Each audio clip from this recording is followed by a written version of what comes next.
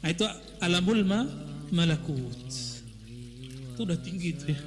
Alamul malakut itu mulai dari Baitul Izzah langit pertama sampai Baitul Ma'mur. Jadi udah tinggi. Langit ketujuh sudah. Maka orang ini sudah wali yang tinggi. Jangan macam-macam ya. Nah, rata-rata mursyid-mursyid antara Baitul Izzah itu sampai Baitul Ma'mur. Rata-rata.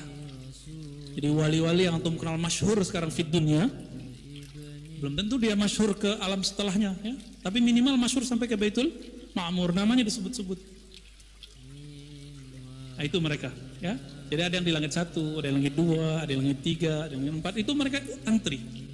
Kalau selama di dunia mereka riyadhah zikir, lalu dapat ijazah dari gurunya, makomnya baru di Baitul Izzah langit pertama, udah jadi guru.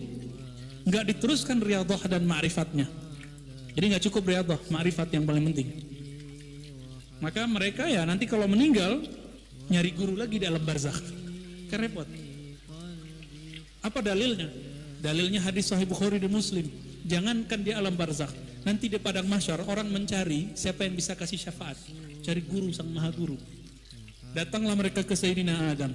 Apa kata Nabi Adam? Saya udah nggak bisa ngajar, nggak bisa kasih syafaat. Datang ke Nuh. Kata Nuh, saya nggak juga bisa. Datang ke Ibrahim. Ibrahim bilang apa?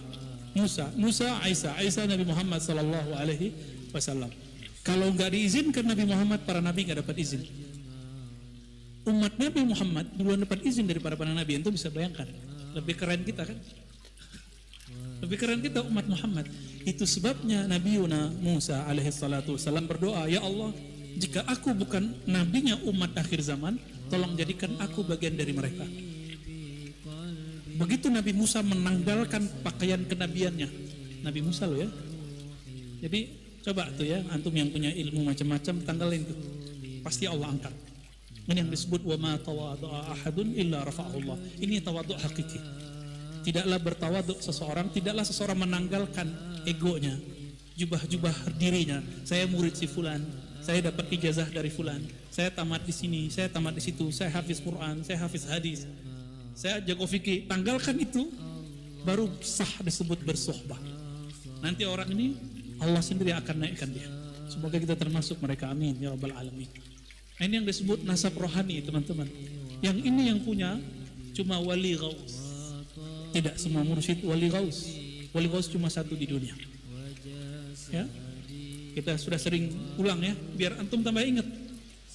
Jadi aulia-aulia itu ternyata per zaman beda kitab, beda cara nyusun strata kewalian. Tergantung di zaman itu si walinya bisa menangkap berapa. Di Indonesia dan termasuk di Turki, di berbagai tempat ya, ada Maulana Diyauddin Al-Khumushkhonawi, ahli hadis. Ya, beliau punya kitab judulnya Jami' Usul Aulia. Di situ menulis tentang strata para wali. Tapi beliau menyebutkan kutub cuma satu.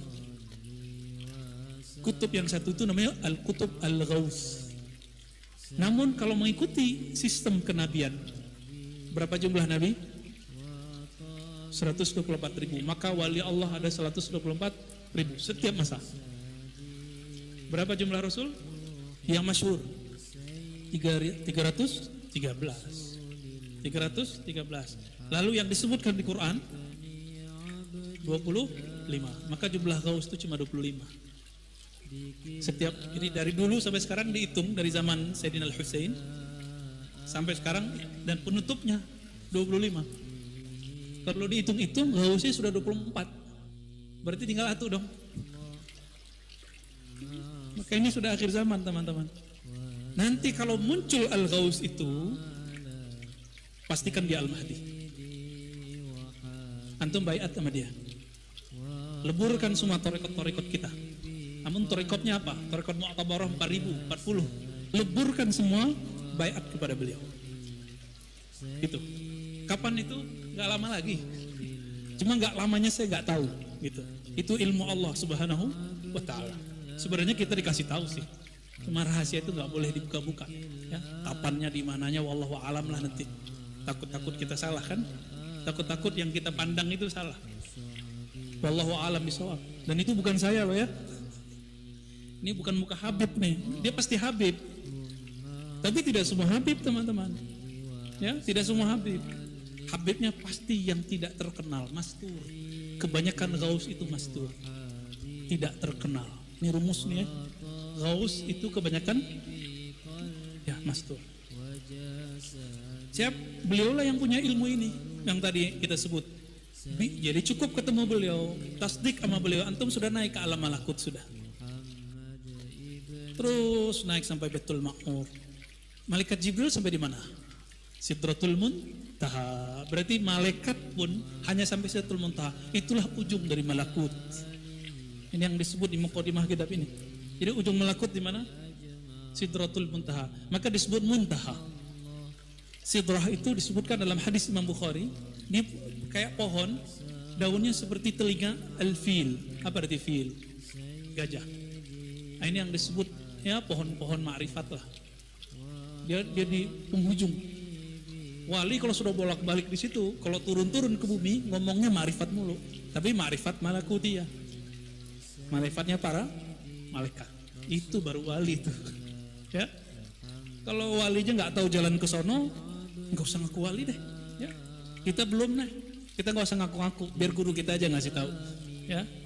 Kita nggak mau membicarakan hal-hal yang kita nggak tahu pasti masalah itu. Ini kan alam ghaib. Kita hanya menceritakan apa yang beliau katakan.